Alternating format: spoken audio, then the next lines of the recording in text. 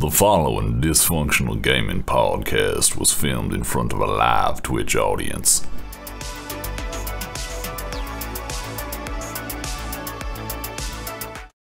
Hey, what's happening? How's everybody doing today? I'm good. I didn't know if you wanted the chat to answer too. It seems to be very quiet. Welcome back to another episode of Dysfunctional Gaming's Talking D&D. This week we will be talking about subclasses, but before we get into that, we want to talk about a few things. I know who you are. Wait, stop! Don't throw off the intro. Don't vanish. Oh yeah, I'm Thundercat. That's GM Patch Nasty. Welcome. Love you. And we'll be talking about D&D today. Yes, we talk about D&D all Tuesdays. Yes, talk D&D. But more importantly, we have things to talk about before D&D. What? Well, this week we want to talk about. You can finding this episode, these episodes somewhere else.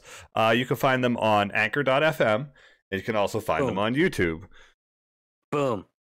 Anchor.fm pushes them out to a bunch of different podcast apps that you can catch this Talking D&D on. Or other podcasts like Talking D&D. If you do podcasts, let us know at Dysfunct Game, TT, whatever. Click the links in the doobly-doo to follow us on Twitter and all the things. Last week we talked about hobgoblins. Yeah, we did.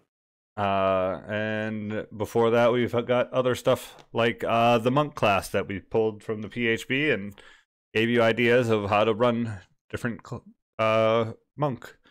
This week we're going to talk about. Yeah, we're going to talk about those subclasses. We're going to talk about those subclasses that we didn't get to, and go from there.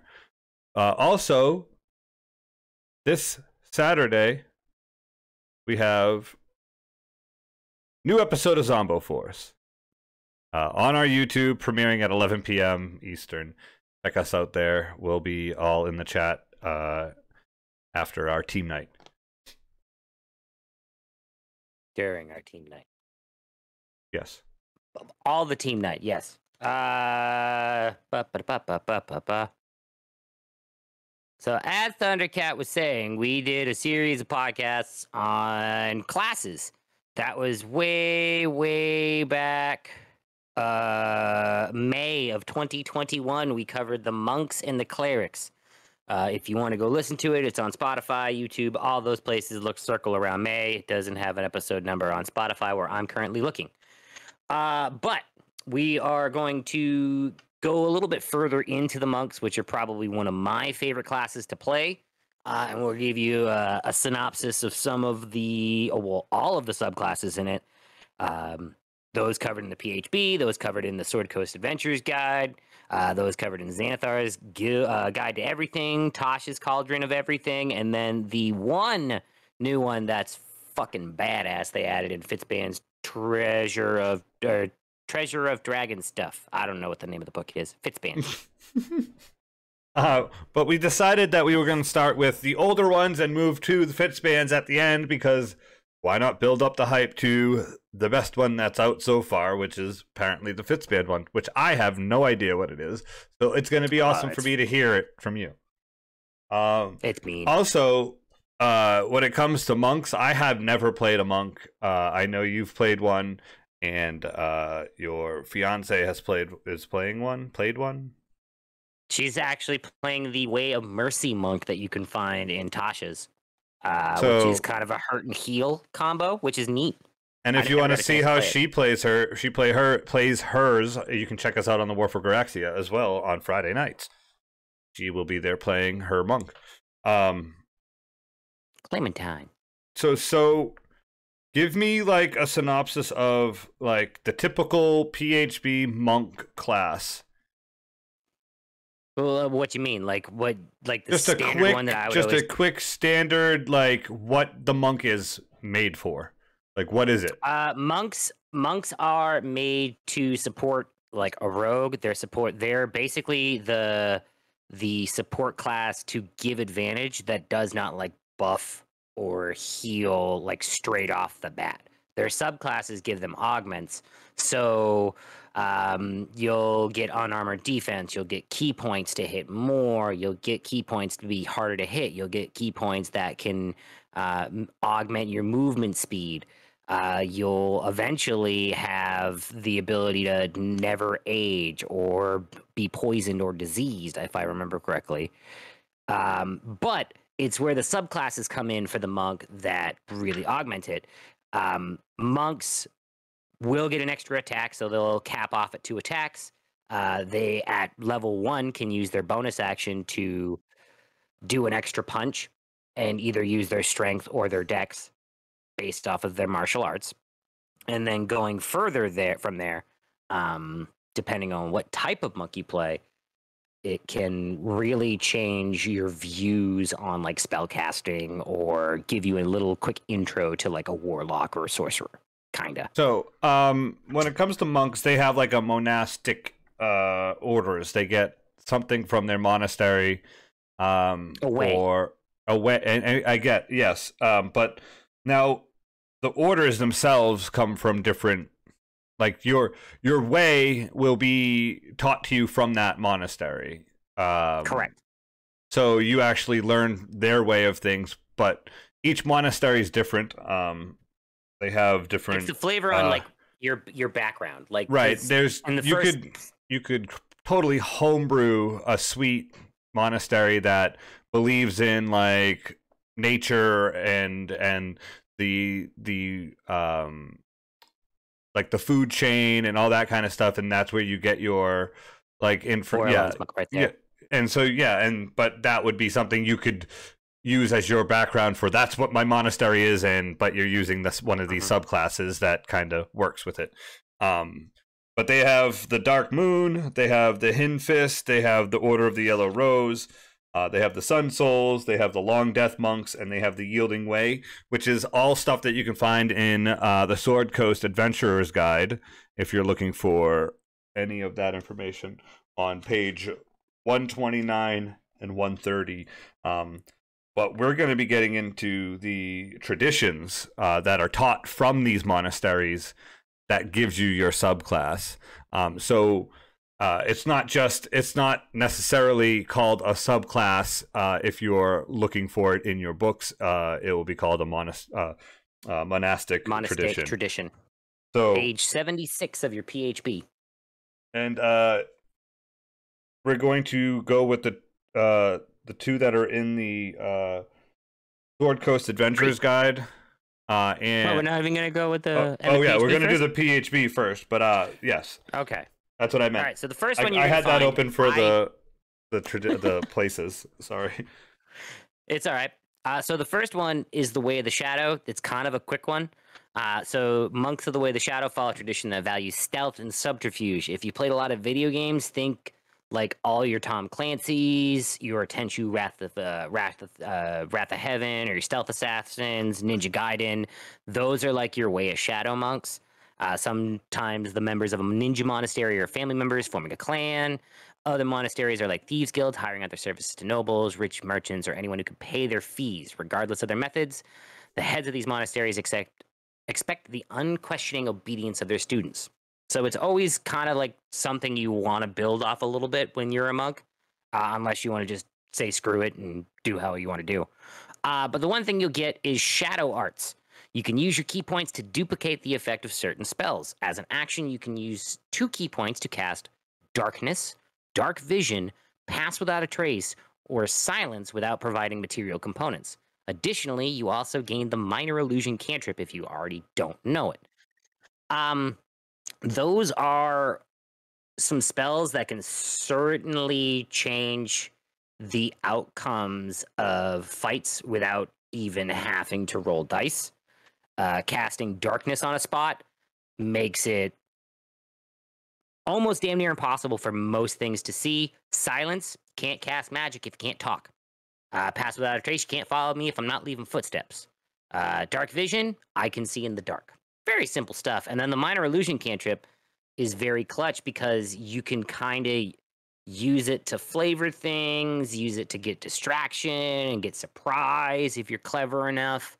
It's one of those things that can be a very, very crucial player tool, is having cantrips that are not like straight up, you have to make a ranged attack spell roll or make a melee attack.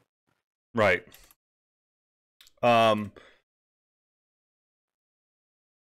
What's the next thing that they get from the Way of the Shadow? At level, that's all they get at level 3.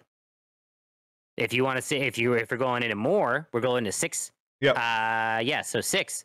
When you gain the ability to step from one shadow into another. When you're in dim light or darkness. So remember, you can cast darkness. As a bonus action, you can teleport up to 60 feet to an unoccupied space you can see that is also in dim light or darkness. Makes it a little bit harder. You then have advantage on the first melee attack you make before the end of the turn. Very handy. So one of those things where it pays attention to be like, how is the room lit? Oh, it's kind of dimly lit. Oh. Then you start asking, like, where are there shadows in the room? So I'm over here now, and I can't push something. Yeah, You broke up on that last part.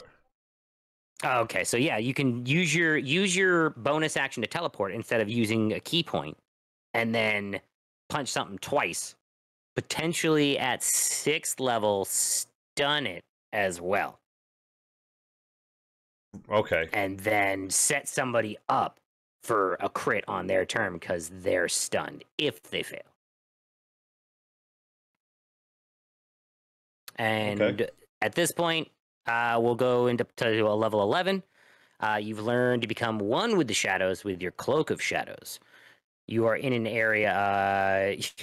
when you're in an area of dim light or darkness, you can use your action to become invisible. You remain invisible until you make an attack, cast a spell, or are in an area of bright light. So that kind of changed your invisibility spell, because normally you lose your invisibility when you attack or cast a spell, but if it's sunlight in one area and you can just kind of like do the Assassin's Creed thing and just like disappear into the shadows and then shink, kind of handy.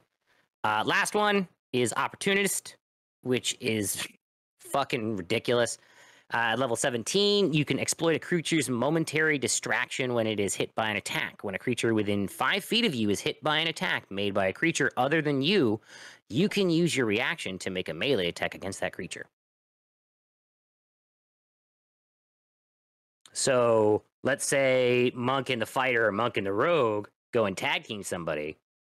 Rogue hits that sneak attack. Monk's like, oh, well, I'm level 17. I'm going to use my reaction, punch that dude, then I'm going to stun him again. That way, when the Rogue bonus actions, he'll have that fucking, that auto crit on the offhand attack, which is nice. And then sets him up on his turn to not have to fucking just... So level 17, you'd have 2 attacks, key point to bonus action, flurry of blows. So that's 4 attacks on your turn. If it's stunned, it would be crits. That'd be 4 crits. At that point, you're doing a D10 worth of damage with your fists, which is gnarly. That's magic damage. Yeah. Shadow monks can be pretty mean when you get up to high level. Low level, it's the getting there that's the tough part. The next one up is the Way of the 4 Elements, which is kind of a real long... I like to call it, really, monks. This subclass is Introduction to Warlocks. Go on. We did the open hand, didn't we? I think we talked about some basic stuff from it. I don't remember. I didn't listen to it today. I was gonna. I feel like we talked about that one. Either way, you follow a monastic tradition that teaches you to harness the elements. When you focus your ki, you can align yourself with the forces of creation and bend the 4 elements at your will, using them as an extension of your body. Some members of this tradition dedicate themselves to a single element, but others weave the elements together. Many monks of this tradition tattoo their bodies with representations of their key powers, commonly imagined as coiling dragons, but also as phoenixes, fish, plants, mountains, and cresting waves. So like I said, if you made up a monastery that was very nature driven, you could have any of those as your tattoos, you know. If you watch a lot of Avatar: The Last Airbender, you could certainly be an airbending monk because it's fucking cool. Why wouldn't you be? Yeah, and that's a good way to figure out what kind of subclass you want, is to take a lot of inspiration from the movies that you watch or different avenues of entertainment that you Your medium, if you will. Yeah, music can get you there. Movies, anime, books, TV, comic books, comics, superheroes. Disciple of the Elements. When you choose this tradition at 3rd level, you learn magical disciplines that harness the power of the 4 elements. A discipline requires you to spend your key points each time you use it. You know the elemental. Yeah, you know about the elemental attunement discipline and one of other elemental discipline of your choice, which are detailed in the elemental disciplines section below. So when it gets there, your spells and key points, you get 5th to 8th level, you get 3 maximum key points for a spell. 9th to 12th, 4 maximum key points for a spell. 13th to 16th, 5 maximum key points for a spell. And then 17th to 20, 6 maximum key points. Yeah, and then the disciplines are there's a few. They just go up, honestly, throughout. There's quite a bit. So if you've ever played a monk, or if you've ever played a warlock, think like your eldritch invocations. Yep. That's kind of how that works. It's a little bit of an intro's way to like, here's something that you're used to playing. This is a fighter, but not really. But now we're going to give you some spells that you can potentially cast if you want to. Let's go down the list a little bit and kind of give you an idea of what some of them are. So you could use, if you were at 17th level, you could use Breath of Winter. You can spend 6 key points to cast Cone of Cold. Alternatively, once you hit 6th level in this, you can pick Clench of the North Wind. You can cast Hold Person by spending 3 key points. And then you have Elemental Attunement, which is basically Prestidigitation. And a little bit of Druidcraft, a little bit. The 17th level ones are really good, like Eternal Mountain Defense, 5 key points to cast Stone Skin. Let's see, Hungry Flame, Rimmer of the Hungry Flame. 5 key points to cast Wall of Fly. Yeah, it's intro spellcasting, really. Once you hit 3rd, 6th, 7th, 11th, and 17th, when you can switch out your elements and your disciplines, because you can do that whenever you hit those big levels, when you would normally get more things, you can change up the way you work. Kind of neat. I've never played one, really, but I thought about it. They're not my favorite. It's the kind of the ones they added after the player's handbook, because the blandest of the bland is in the player's handbook, the open hand technique, which we covered, because that's the one that is mean. Yeah, the most punchy one. Yeah. It's really when you get into like Skag and Sun Soul, like that's where you start to get into your augments. So speaking of Skag, we're going to move into the Way of the Long Death, and I'm going to let you take that one because you played one. I did. I was Baron Deer, the Way of the Long Death Revenant Human, which kind of fit later on in the story. Monks of the Way of the Long Death are served with the meaning and mechanics of dying. They capture creatures and prepare to elaborate experiments to capture, record, and understand the moments of their demise. They use this knowledge to guide their understanding of martial arts, yielding a deadly fighting style. So you could essentially be their Frankenstein on how they're learning on, or however you want to tune it. Like you could there are these beings that study the Raven Queen and don't like it when things prolong their death, so they use these abilities. But at level 3, you get the Touch of Death. When you choose this tradition, you study your study of death allows you to extract vitality from another creature as it nears its demise.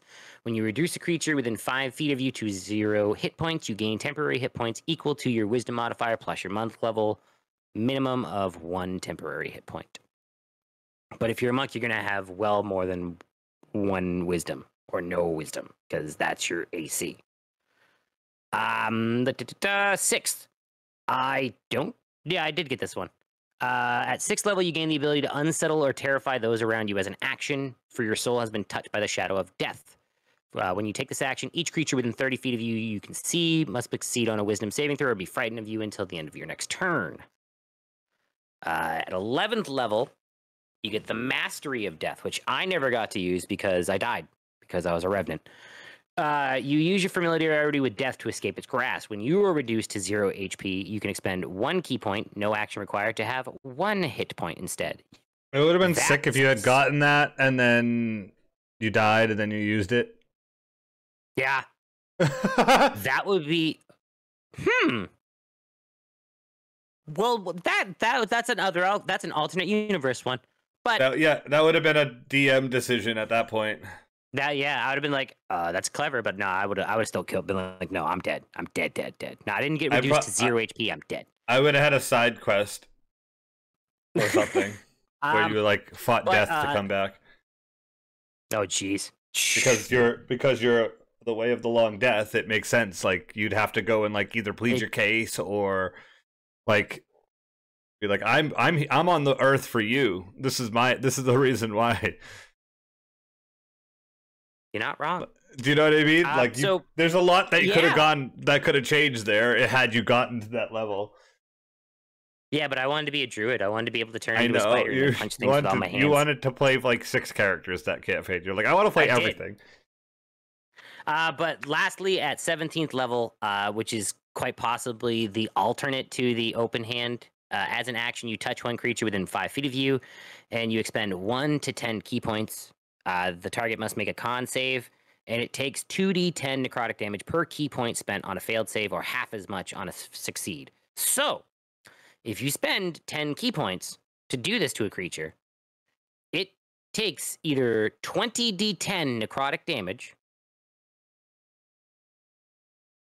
or half of that if it succeeds. That's which is 10. That's still... No, you still have to roll the dice. It's 20d10. It's still, you could roll the half, Yeah, I wouldn't roll the half. I'd be like, I'm just going to start rolling dice here. The way the long death is kind of an interesting monk to play.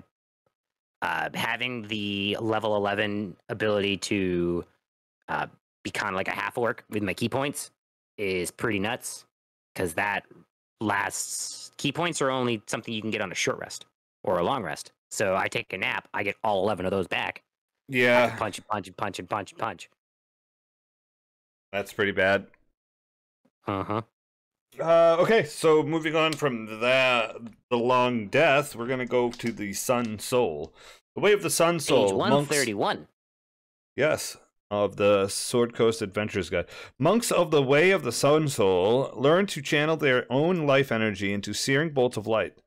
They teach that meditation can unlock the ability to unleash the indomitable light shed by the soul of every living creature. Starting when you get this at 3rd level, you can hurl searing bolts of magical radiance. You gain a ranged spell attack that you can use with your attack action. The attack has a range of 30 feet. You are proficient with it, and you add your dexterity modifier to its attack and damage rolls. Its damage is radiant, and its damage die is D4. The die changes as you gain monk levels, as shown in the martial arts column of the monk table. When you use an attack action on your turn to use the special attack, you can spend 1 key point to make 2 additional attacks with it as a bonus action. Pretty fucking mean. That's pretty cool. You get range. Just be like, pew, pew, pew. Don't have a ranger in your party? Get a monk. Tell them to be a sun soul. They can do that. That'd be like Iron Man shots coming out of your fists. Repulsor blast. Yep. Yep. Yeah, dude. Fucking yeah. Searing Arc Strike at 6th level, you get the ability to turn your key into Searing Waves of Energy. Immediately after you take an attack action on your turn, you can spend 2 key points to cast the first level's Burning Hand spell as a bonus action. You can spend additional key points to cast Burning Hands at higher level spells, and each additional key point you spend increases the spell's level by 1. The maximum number of key points, 2, plus any additional points that you can spend on his spells equal half your monk level, rounded down. So you could cast it up to 3rd at that point. Because first you'd be level. level 6. Oh, that's what I meant. At level 6. Yep. Yeah, and then rounded down would be 3. Yep. Half of it would be 3. Not rounded down. It would just be 3 because even numbers. I don't know what I'm talking about. Keep going. The Searing Anyway, Sunburst. that's still mean. Yeah, it is. And once again, that's kind of another like Iron Man thing. It's like shoots the ground and it makes a little wave around him. It's like firebending. Yep. Firebending without having to deal with air or earth or any of the other crap. Searing Sunburst. At 11th level, you gain the ability to create an orb of light that erupts into a devastating explosion. As an action, you can create an orb and hurl it at a point you can choose within 150 feet, where it erupts into a sphere of radiant light for a brief but deadly instant. Each creature in a 20-foot radius sphere must make a Constitution saving throw or take 2d6 radiant damage. The creature doesn't need to make the save if the creature is behind total cover that is opaque. If you can you can increase the sphere's damage by spending key points. Each point you spend up to a maximum of 3 increases the damage by 2d6. Mean. Now you're throwing mini fireballs. Yup. At 17th level, you become wreathed in luminous aura. You shed bright light in a 30-foot radius and dim light for an additional 30 feet. You can extinguish or restore the light as a bonus action. Creature hits you with a melee attack while this light shines. You can use your reaction to deal radiant damage to the creature. The radiant damage equals 5 plus your wisdom modifier. Right? Yeah. Yeah. So potentially it could be 10. It's probably 10 around that point, yeah. Around that point, it's 10. Yeah. We're gonna go into because those aren't as broken as monks can be. Because I'll tell you right now. Ask Matt Mercer. Ask Matt Mercer and ask Thundercat. He's dealt with Patch as a monk, and Matt Mercer has dealt with Marisha as a monk, and monks can do some shit that fucking throws off a whole DM plan. But we're gonna move on to Xanathar's ones, because these ones are objectively fucking broken. I'm gonna probably tell you the most broken one that I have yet to play and I want to play. The Way of the Drunken Master. I have seen the Jackie Chan movies so many times, it sounds like fun. The Way of the Drunken Master teaches its students to move with jerky, unpredictable movements of a drunkard. A drunken master sways, toitering with an unsteady feet to present what it seems like an incompetent combat who proves frustrating to engage. Drunken Master's erratic stumbles conceal a carefully executed dance of blocks, parries, advances, attacks, and retreats. A drunken master often plays the fool to bring gladness to the despondent or to demonstrate humility to the arrogant. But when battle is joined, the drunken master can be a maddening, masterful foe. So at 3rd level, you gain proficiency in the performance skill if you already don't have it. Being a monk, you probably don't have it. Your martial art technique mixes combat training with the precision of a dancer and the antics of a jester. You also gain proficiency with the brewer supplies if you already don't have them. Probably don't. This is where it starts to get a little bit broken, because you get the drunken technique. At 3rd level, you learn how to twist and turn quickly as part of your flurry of blows. Whenever you use your flurry of blows, which will be often, you gain the benefit of the disengage action, and your walking speed becomes increased by 10 feet until the end of the current turn. So, with your unarmored movement, that's an extra 10 feet of movement. Yep, at this point. And then when you do a flurry of blows, you have the disengage action and another extra 10 feet of movement. So you potentially have 50 feet of movement when you punch something and run away. Getting kind of broken. Number 6.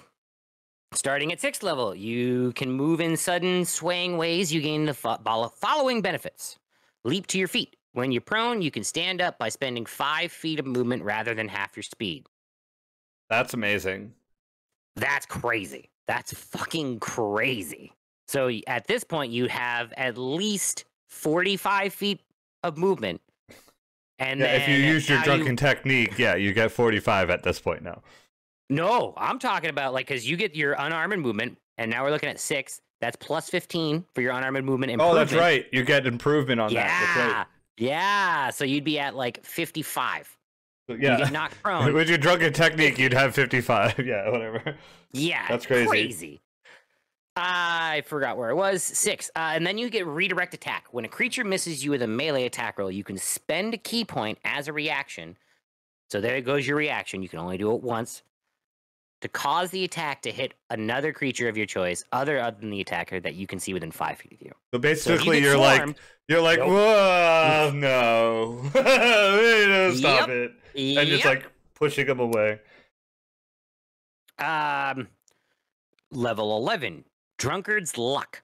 You always seem to get a lucky bounce at the right moment. When you make an ability check, attack roll, or saving throw, and have disadvantage on the roll, you can spend 2 key points to cancel it. Not even an action. Just no. Do I have disadvantage on that? No, I don't. Not anymore. Bye. Not this time. Here with that. Nope, not this time. And then lastly, this is the meanest one. It's at 17th level for a reason. It's called the Intoxicated Frenzy. At 17th level, you gain the ability to make an overwhelming number of attacks against a group of enemies. When you use your Flurry of Blows, you can make 3 additional attacks with it, up to a total of 5 Flurry of Attack Blows.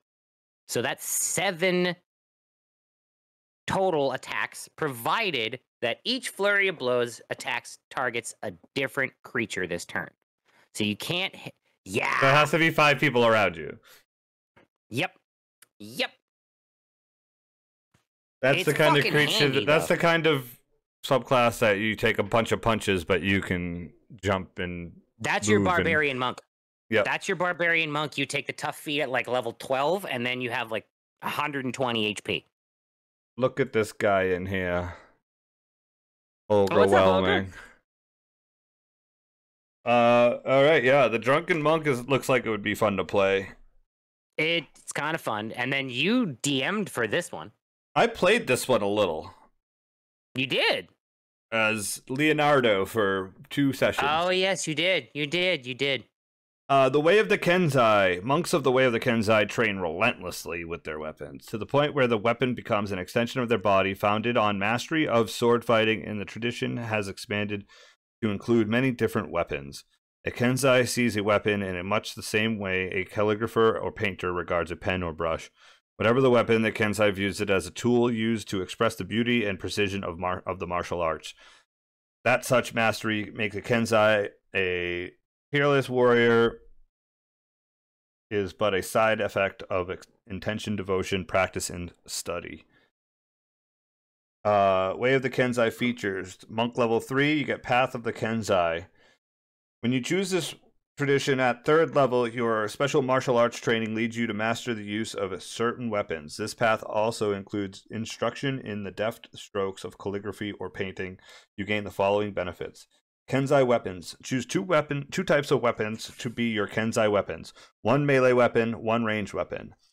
Each of these weapons can be a simple or martial weapon that lacks the heavy and special properties. The longbow is also a valid choice. What's that? That's why I said mean, because it's a longbow. Giving a monk a longbow is rough. You gain proficiency with these weapons if you don't already have them. Weapons of the chosen types are monks' weapons for you. Many of the tradition's features work only with your Kansai weapons. When you reach 6th, 11th, and 17th level in this class, you can choose another type of weapon, either melee or ranged, to be a Kansai weapon for you, following the criteria above.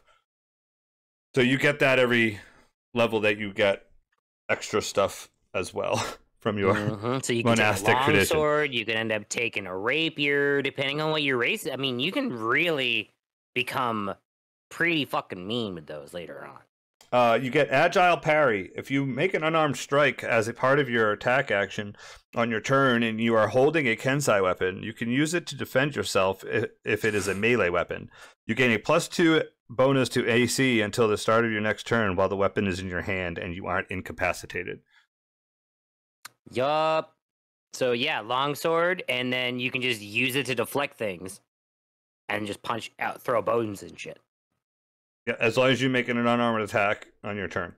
Yep. Headbutt, anything that's not with the weapon. Kansai Shot. You can use a bonus action on your turn to make your ranged attacks with a Kansai weapon more deadly. When you do so, any target you hit with a ranged attack using a Kansai weapon takes an extra d4 damage of the weapon's type. You retain this benefit until the end of the current turn. Baby's Hunter's Mark. And then Way of the Brush. You gain proficiency with your choice of a calligrapher's supplies or painter's supplies. Painter's supplies all the way. That's all at level 3. So yep, that's like broken right away. Not yet. Keep reading. Keep reading. You get +2. You also get to do an extra d4 damage and any weapon, and you get to shoot bow and arrows. Here's the trade-off, though. Like, the trade-off is you can't use that weapon to punch things. Like, so if you want to use your Kansai shot, you immediately then can't do your little parry thing because you have a longbow. That's 2 hands. So that's off the table. That's the risk reward of a monk.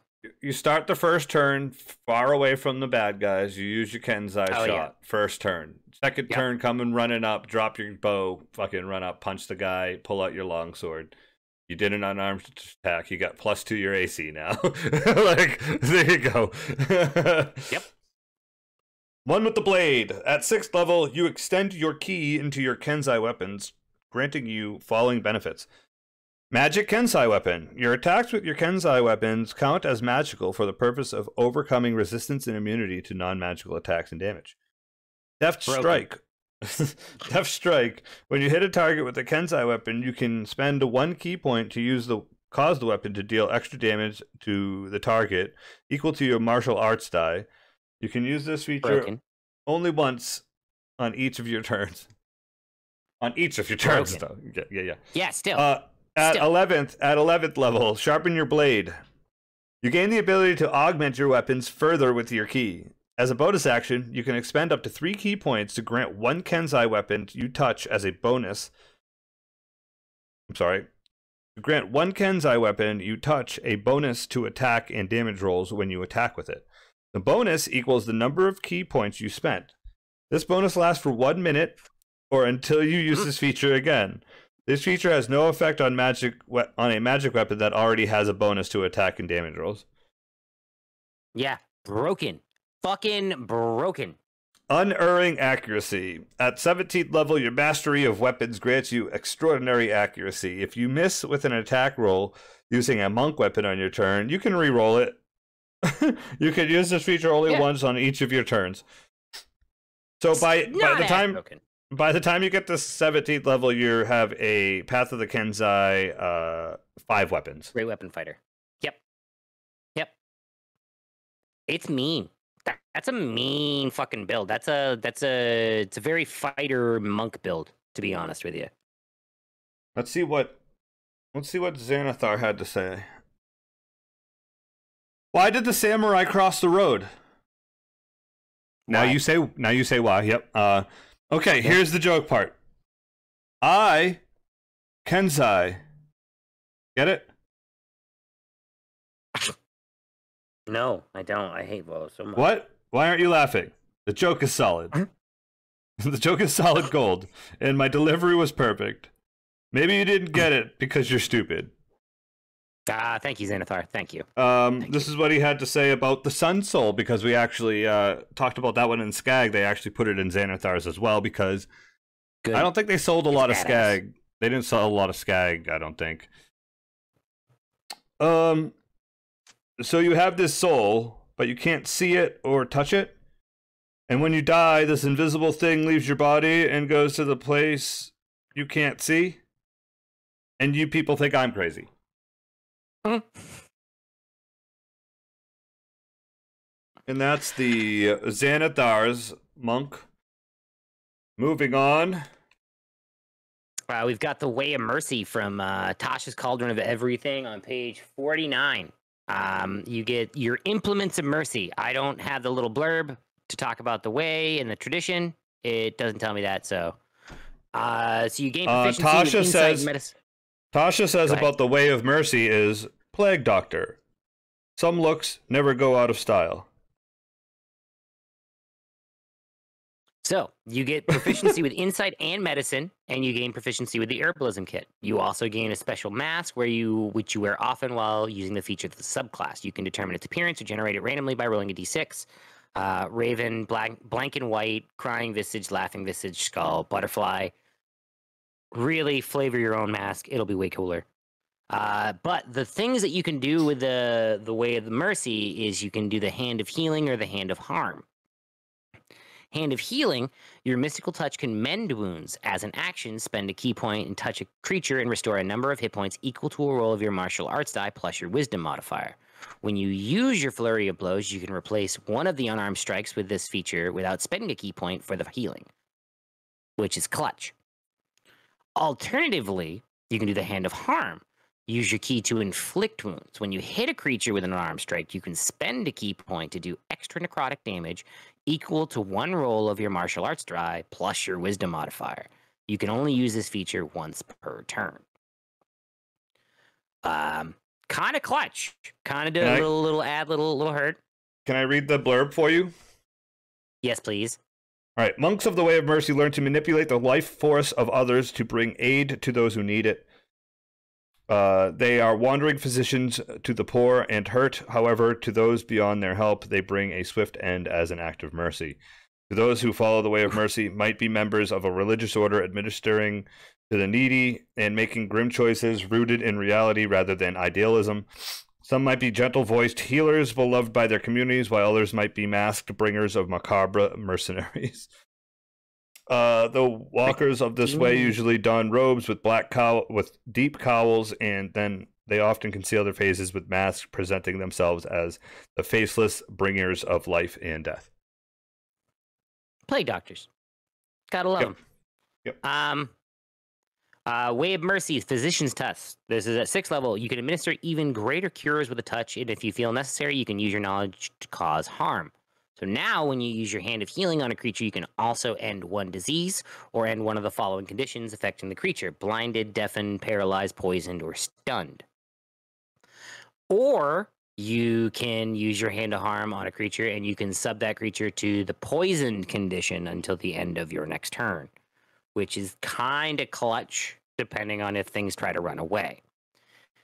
We're moving down to the Flurry of Healing and Harm. At level 11, you can now met out of Flurry in Comfort and Hurt. When you use your Flurry of Blows, you can now replace each of the unarmed strikes with the use of your Hand of Healing without spending key points for healing. In addition, when you make an unarmed strike with the Flurry of Blows, you can use your Hand of Harm with that strike without spending the key point for Hand of Harm. You can still only use your Hand of Harm once per turn. So by level 11, you're doing some pretty serious damage. And then you've got the Hand of Ultimate Mercy at level 17. Your Mastery of Life opens the door to Ultimate Mercy. As an action, you can touch the corpse of a creature that died within the past 24 hours and expend 5 key points. The creature then returns to life, regaining a number of hit points equal to 4d10 plus your wisdom modifier. If the creature died subject to any of the following conditions, it revives and with them removed, so they are no longer blind, deafened, paralyzed, poisoned, or stunned. Once you use this feature, you can't use it again until the end of a long rest. So yes, the Way of Mercy with the Ultimate Mercy at level 17, you can resurrect something within 24 hours by spending 5 key points. So that's the one that Beth's playing. Correct. Gotcha. Okay. So she can do a little bit of both. I gotcha. Mm-hmm. Cool. She's a monk cleric. Even though that's out of character knowledge. Right. Way of Astral Self. Tasha says, note to self, create a spell that lets you throat punch people with your ghost. It's not wrong. It's really what the fucking thing is. So a monk who follows the way of the Astral Self believes their body is an illusion. They see their ki as the representation of their true form, an Astral Self. This Astral Self has the capacity to be a force of order or disorder, with some monasteries training students to use their power to protect the weak and others instructing aspirants in how to manifest their true selves in service to the mighty.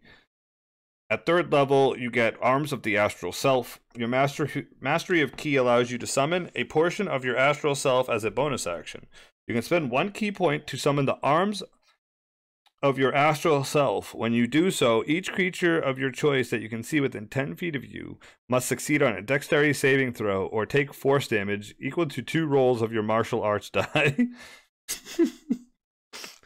keep reading. Yeah, it's so funny. Fucking silly. Oh, it's so funny.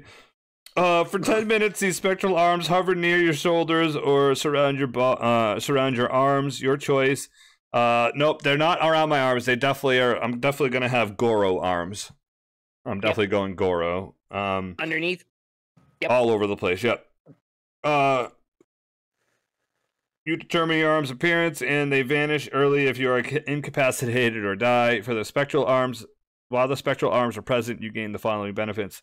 You can use your wisdom modifier in place of your strength modifier when making strength checks and strength saving throws. You can use the spectral arms to make unarmed strikes. When you make an unarmed strike with the arms on your turn, your reach for it is 5 feet greater than normal.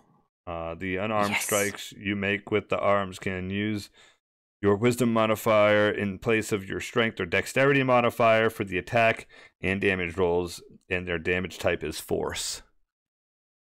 Not a lot of things are resistant to force. No. To be honest with you, at low level. The only thing you can stop force damage with, I believe, is shield.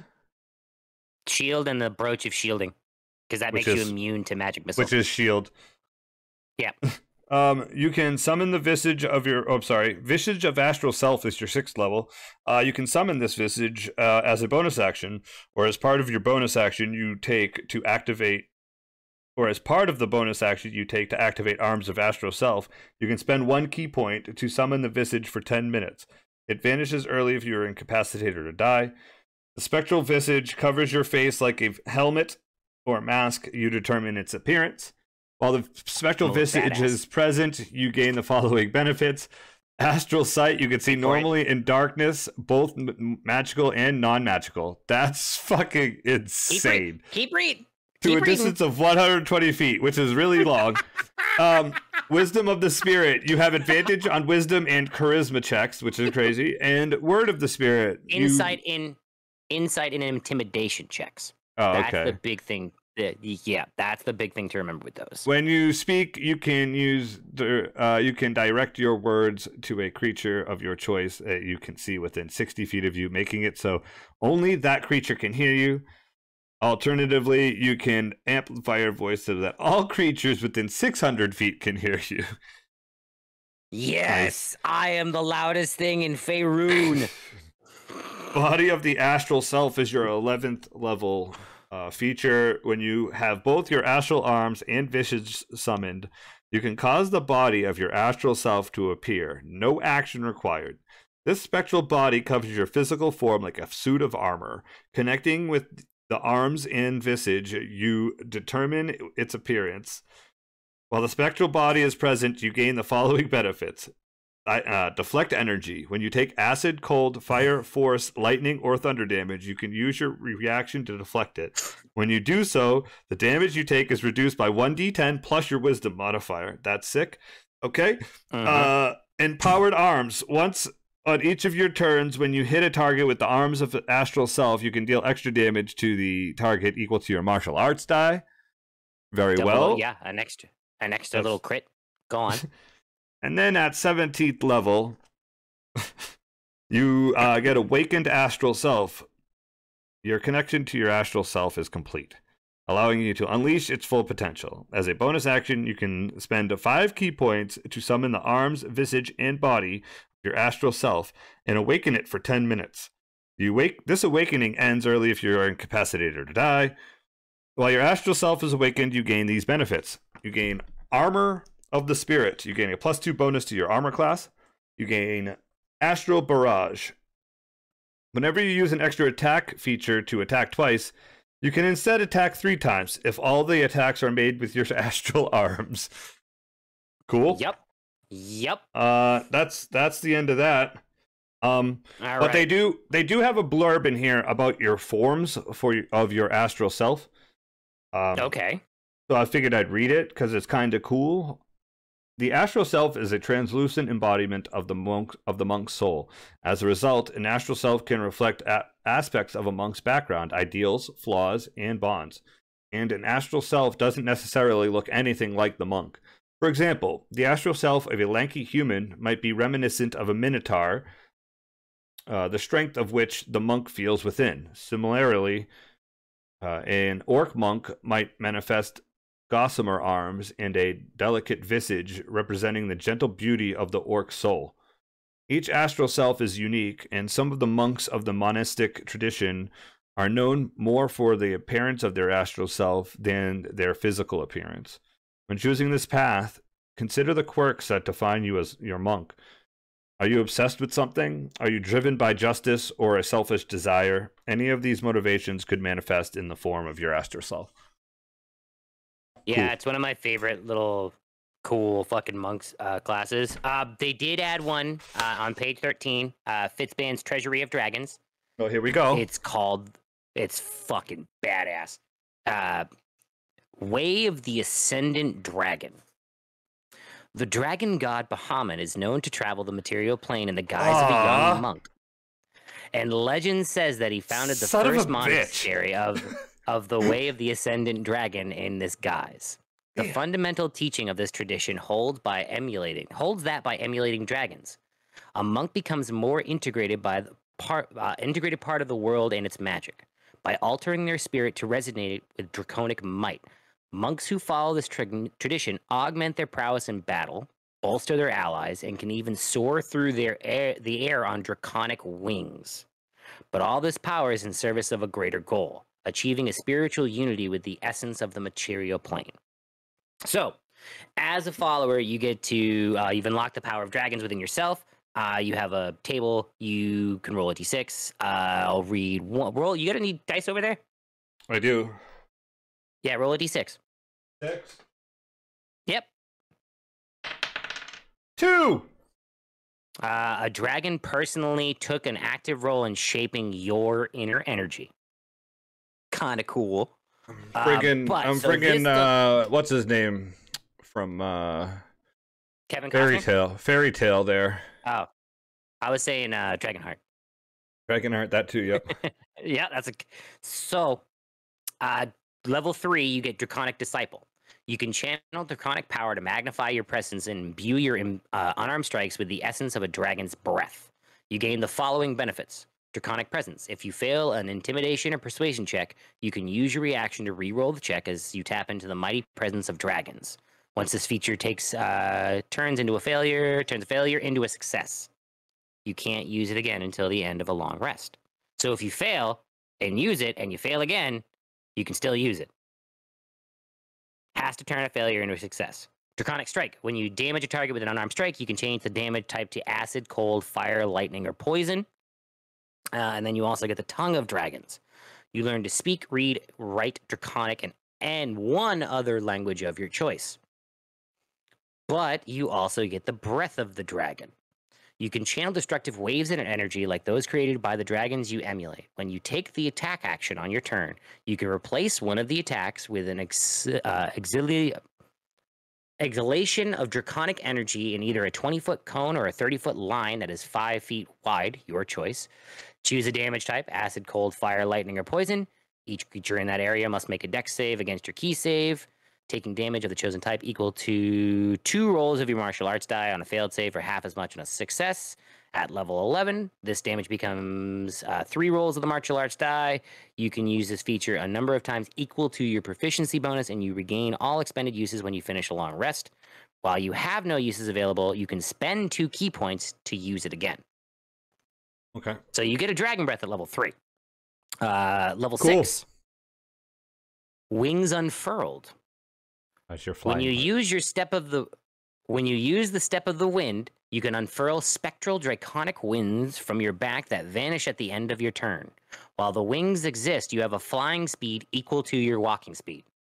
You can use this feature a number of times. High because you're a monk, so yeah, that's pretty cool. Yeah, pretty mean. You can use this feature a number of times equal to your proficiency bonus, and you regain all expended uses when you finish a long rest. That's awesome. That's fast. You can go as many times as you. That's sick.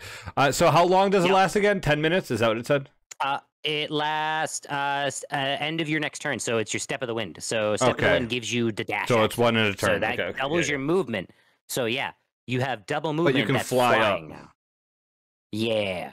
Gotcha. Aspect of the Worm. The power of your Draconic Spirit by level 11th now radiates from you, warding your allies or inspiring fear in your enemies. As a bonus action, you can create an aura of draconic power that radiates 10 feet from you for 1 minute. For the duration, you gain one of the following effects of your choice. Fightful Presence. When you create this aura as a bonus action on subsequent turns, you can choose a creature within the aura. The target must make a wisdom saving throw against your key save or become frightened for a minute. The target can repeat the saving throw at the end of its turns, ending the effect on a save, or resistance. Choose a damage type when you activate this aura: acid, cold, fire, lightning, or poison. You and your allies within the aura have resistance to that damage. Once you create this aura, you can't create it again until you finish a long rest, unless you expend 3 key points to create it again. Paladin Monk. Yep. And then the Ascendant Aspect. Your Draconic Spirit reaches its peak. You gain the following benefits. Augment Breath. When you use your Breath of the Dragon, you can spend a key point to augment its shape and power. The exhalation of draconic energy either becomes a 60-foot cone or a 90-foot line that is 5 foot wide, your choice, and each creature in that area must take damage equal to 4 rolls of your martial arts die on a failed save or half as much on a successful one. You also gain Blind Sight. You gain Blind Sight out to 10 feet. Within that range, you can effectively see anything that isn't behind total cover, even if you're blinded or in darkness. Moreover, you can see an invisible creature within that range, unless the creature successfully hides from you. And lastly, you gain Explosive Fury. When you activate your Aspect of the Worm, Draconic Fury explodes from you. Choose any number of creatures you can see within your aura. Each of those creatures must make a dex save against your key save or take 3d10 acid, cold, fire, lightning, or poison damage, your choice. Oh, so, I want to be one. So I'm thinking, like, there'd be a cool way to like kind of augment that subclass a little bit. Yes, and sir. be like you were, instead of just Bahamut, maybe you were taken in by a like really well known red dragon, and you are strictly do fire damage, and you're augmented all this is fire damage. You know what I mean? Like, you can kind of really kind of mess with that stuff because I think any damage just have like being like, oh, you get acid damage and you do acid damage and you're resistant to acid damage, blah blah blah, like, is just as good as being able to do all of them. You're not wrong. See, what I would do a little bit is I would kind of tweak it a little bit if I as a player and you as a DM wanted to have like metallic dragons, be like, can I do like a slow instead of like fire? Right. Or acid? Yeah. Could I do the alternate breaths that some of them have? Yeah. Could I do the Elder Braid? Could I do a radiant damage? No. Like, could I do radiant damage or? Yep, I like that idea. Like being a 20-foot cone of slow. You gotta think like I'm taking as a DM, you're taking away options, but it also you are increasing stuff to make up for it. You're not, you know what I mean? You're not, like, if you want to have slow, you're like, yeah, that's fine. Fun. Yeah, exactly. If it makes sense to the player's backstory that they want or whatever, that's cool too. I like that idea. Copper Dragon, you can do, like, I can either do fire or I think it's slow. So they either do fire or slow. One of them, they do weird stuff. But yeah, cool, man. I actually really enjoyed this episode because I learned a lot about stuff that I'd never done before. Like, I've never played a monk, so like... Yeah, monks are fun. Except for the Kansai, I guess, but that wasn't really... I didn't really get to play it, but yeah, I built a character with it. Yeah, it's really dipping your toe in doesn't give you a full, like, playing ability because you think most monks would be stealthy, and then you DM'd Barbarian, and I fucking failed every stealth check you had. So... All right, so I have a question for you. Yes. When you built Barondir, did you intend, like, before we made him Revenant, because he wasn't Revenant right away. Before we did, how far along did you think he was going to go? Like, did you want to go to level 20 with him? No. I wanted to, it was literally, I think it was right around when we started to, like, meet Hemo. I think it was Hemo. I kind of wanted to do I wanted to multi-class. I wanted to dip my toe in because I thought it was funny, because I was like, why wouldn't a druid monk or a monk druid who can turn into a spider now want to punch things with every aspect of their body? Because I was like, right, that sounds cool. Like, I knew immediately I was not going to have the perfect self, the empty body. I wanted to at least cap around 13 because I wanted to be able to understand everything. I didn't want to be left out of a conversation. But that's the thing I liked about Barondir. As soon as I was a Revenant, I was like, well, he's got a fucking timetable. And then the Bahamut thing, I was like, oh, cool, I'll be coming back. Can I be a druid this time now? Because I kind of want to try the spell casting aspect. And I don't want to have Bree just be the only healer. Right, true. So I have an idea for, not next week, because I already like what next week is, but instead, 2 weeks from now, I want to say it now. How about we do another homebrew week where we stat pictures and monsters and stuff? Fuck yeah. It will be not next week. Let's see what the date will be. I want to get the date right for everybody. It will be the 1st. It will be the 1st. Okay, and it will be right before Valentine's Day. So let's get some fun, silly Valentine's Day pictures that you want us to stat.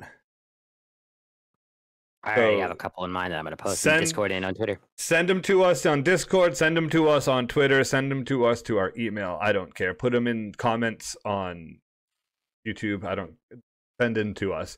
I'm giving 2 weeks ahead of time because normally we give you 1 week, and these don't even post on podcasts until the day before, like hours before we go live. So let's give you 2 weeks to do that. We're going to do some homebrew statting of monsters and different things that you, the listener, sends to us. So don't forget to send some over the next 2 weeks so we can stat your monsters, stat your Valentine's cards, stat your hearts, whatever it is. And your souls. Your hearts and your souls. Well, next week we're going to talk about shortly, but first I want to talk all of that stuff.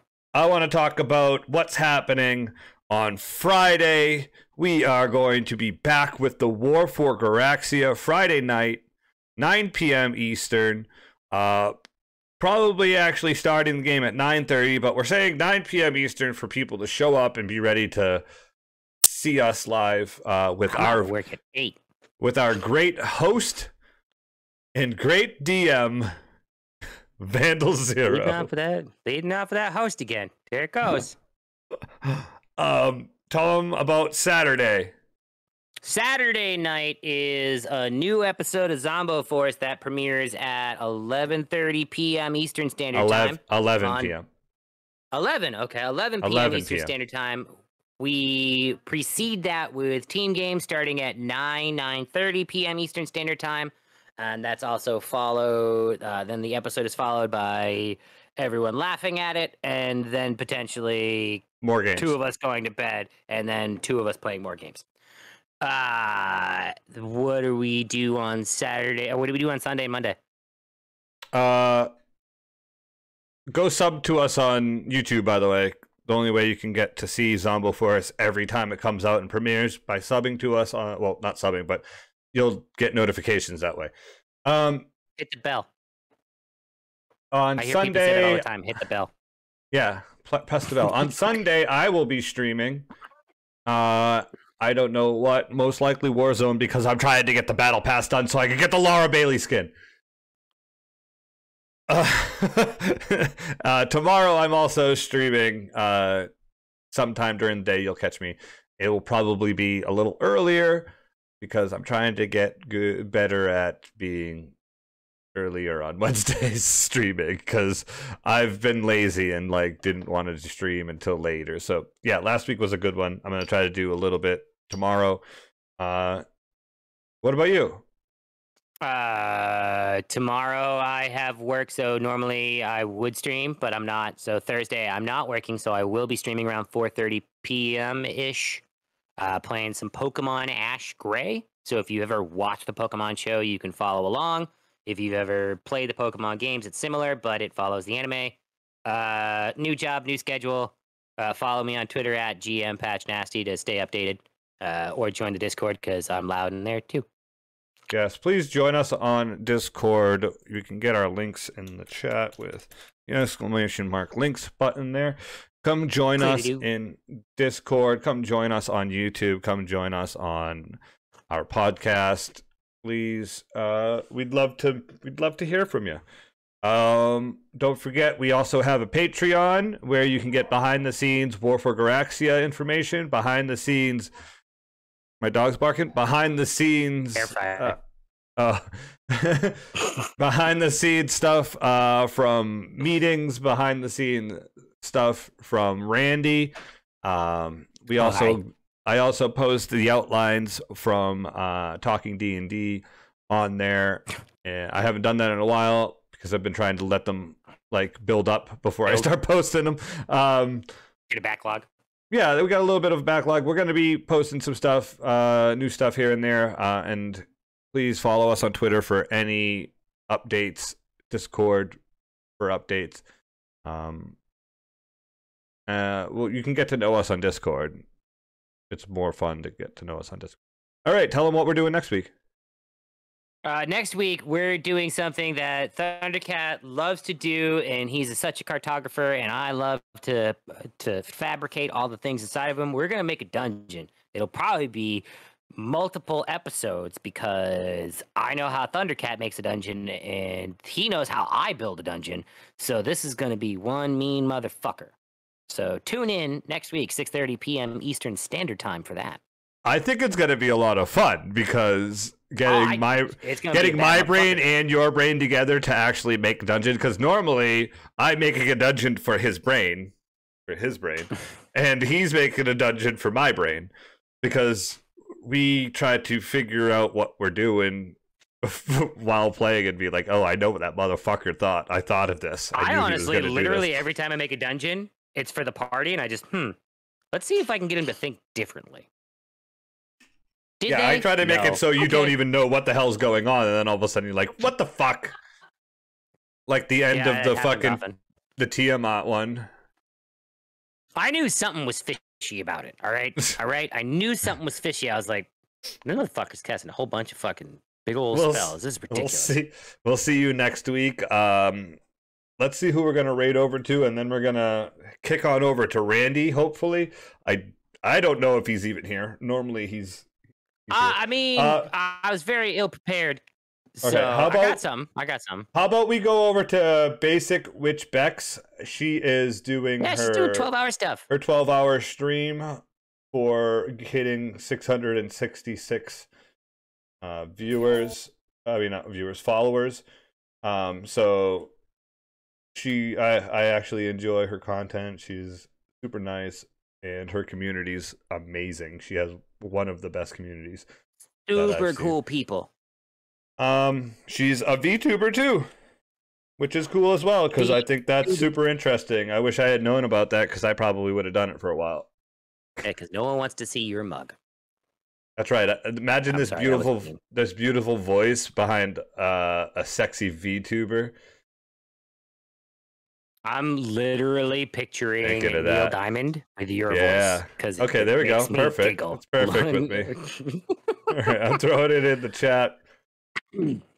So, once again, let's show some love to her, and we're going to head over to the ending screen. There we are.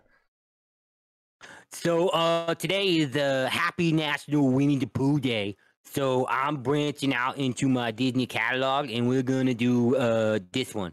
So deep in the 100-acre wood, where Christopher Robin plays, you'll find the enchanted neighborhood of Christopher's childhood days. A donkey named Eeyore is his friend, and Kanga and Little Roo. There's Rabbit and Piglet, and then there's Owl, but most of all there's Winnie the Pooh. Oh, Winnie the Pooh, Winnie the Pooh, tubby little chubby old stuff with fluffies. Winnie the Pooh, Winnie the Pooh, willy nilly silly old bear. Winnie the Pooh, Winnie the Pooh, tubby little cubby all stuffed with fluffies. Winnie the Pooh, Winnie the Pooh, willy nilly silly old bear. Happy National Winnie the Pooh Day, everybody. That was Newman doing Winnie the Pooh.